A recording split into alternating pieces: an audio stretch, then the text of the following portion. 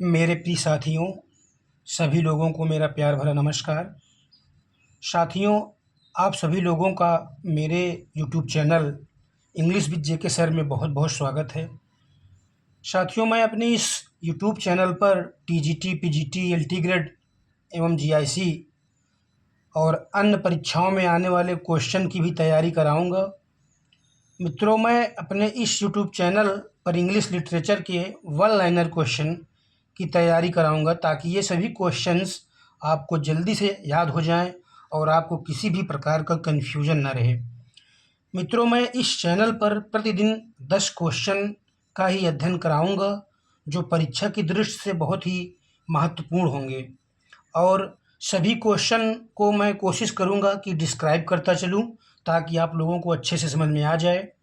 मित्रों, मेरे पास one liner के लगभग 10,000 क्वेश्चंस का कलेक्शन है जिसको मैं प्रतिदिन अपने इस यूट्यूब चैनल पर अपलोड कर दिया करूँगा, जिसको आप सभी लोग पढ़कर अपनी तैयारी को और बेहतर बना सकते हैं। मित्रों, मैं कुछ दिन बाद अपने इसी चैनल पर इंग्लिश ग्रामर की भी तैयारी कराऊँगा। आप लोग बिल्कुल भी परेशान मत होइए। तो मित्रों, चलिए एक कोटेशन के साथ हम इस वीडियो की शुरुआत करते हैं। तो कोटेशन है, अगर जीवन में सफलता प्राप्त करनी है तो मेहनत पर विश्वास करें। अगर जीवन में सफलता प्राप्त करनी है तो मेहनत पर विश्वास करें, किस्मत की आजमाइश तो जुए में होती है।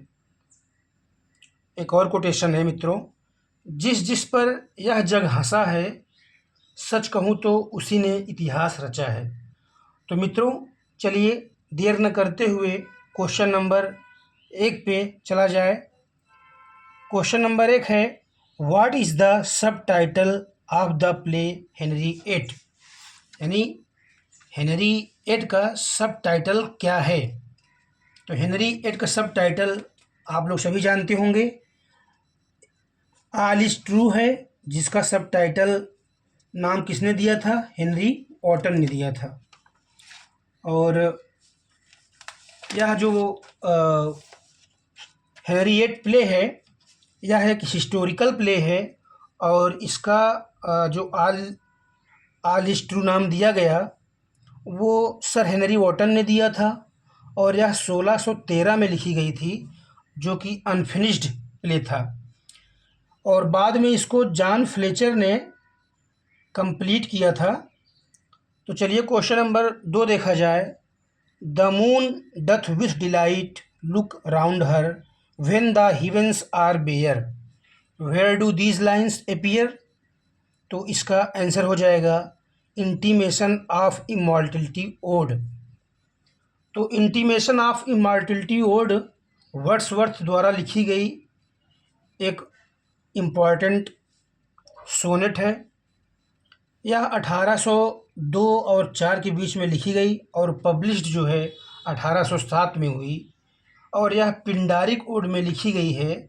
इसमें टोटल 11 स्टेंजा है। पहले तो 7 स्टेंजा थे, बाद में 4 स्टेंजा और जोड़ा गया था और यह लव फॉर नेचर को एड्रेस किया गया है। तो चलिए मित्रों, क्वेश्चन नंबर 3 देखा जाए। The first line of prelude is, यानी प्रिल्यूड की प्रथम लाइन क्या है?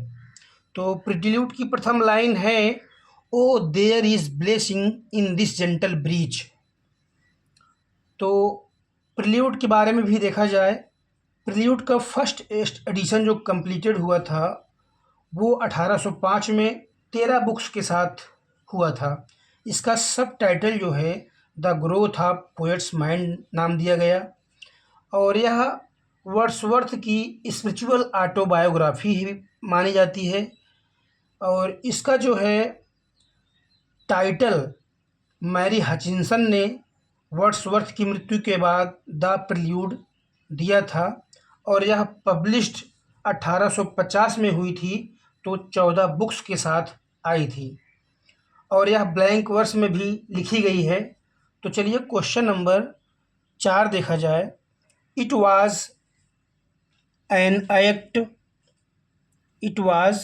Act of stealth and troubled pleasure, this is about an episode in prelude.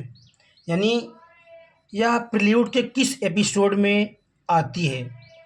ये लाइन प्रील्यूड के किस एपिसोड में आती है? तो उसका आंसर हो जाएगा बोटिंग एपिसोड। क्वेश्चन नंबर 5 देखते हैं।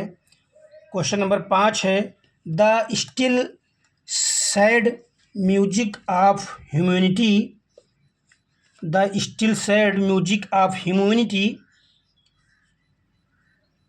This line is from. तो यह लाइन कहाँ से ली गई है? यह लाइन ली गई है टिंटन एबी से। टिंटन एबी एक ड्रामेटिक लिरिक है।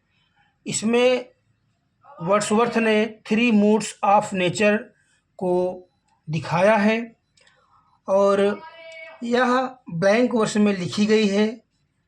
Wordsworth called himself A worshipper of nature, इस टिंटन एबी नामक पोयम में कहा है। तो चलिए मित्रों, क्वेश्चन नंबर 6 देखते हैं। क्वेश्चन नंबर 6 है, who calls Wordsworth a mountain the most massive in that lofty range which is called the romantic revival? इसका आंसर हो जाएगा जेसी स्मिथ, जेसी स्मिथ। अब क्वेश्चन नंबर 7 है। क्वेश्चन नंबर 7 देखा जाए, the poem elegiac stanzas was suggested by a picture of Peele Castle in a storm painted by. तो इसका answer हो जाएगा सर जॉर्ज बिमॉन्ट। तो जो elegiac stanza was suggested by a picture of Peele Castle नामक poem है, यह 1807 में लिखी गई। इसका थीम जो है आर्ट एंड आर्टिस्ट था। इसका subtitle nature and the poet suggested by his friend sir George Beaumont. इसमें आंसर भी दिया गया है, सर जॉर्ज बिमॉन्ट था जो है। और यह उनकी जो मृत्यु होती है वर्ड्सवर्थ की, died in memory to write, यानी इसी को लिखने के समय उनकी मृत्यु हो जाती है। अब क्वेश्चन नंबर 8 है। क्वेश्चन नंबर 8 है,